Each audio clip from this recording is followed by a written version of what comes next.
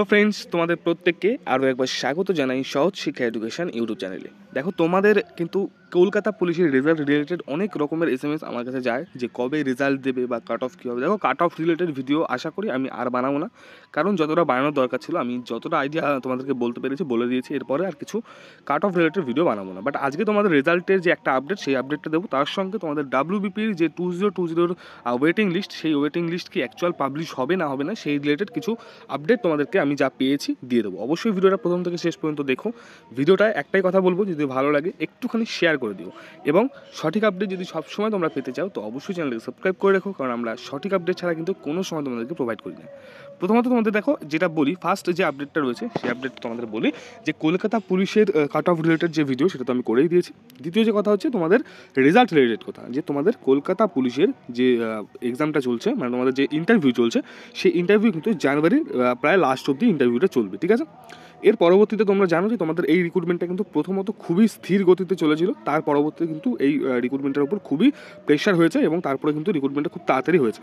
তো এই ভেবে মানে যতটা আমি আপডেট পেয়েছি, লাস্ট কালকের দিন যে আপডেটটা পেয়েছি সেই আপডেট রিলেটেড তোমাদেরকে বলে দিচ্ছি। এখনও কিন্তু এক্স্যাক্ট কোনো ডেট ঠিক কলকাতা পুলিশের রেজাল্ট সম্বন্ধিত করেনি।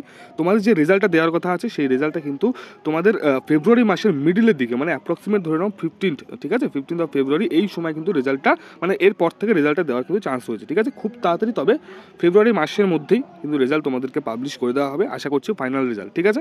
যতটা আপডেট পাওয়া গেছে সেই অনুযায়ী তোমাদেরকে আমি বলে দিলাম যে কলকাতা পুলিশের যে রেজাল্ট সেটা কিন্তু ফেব্রুয়ারি মিডলের দিকে দিবে, ঠিক আছে।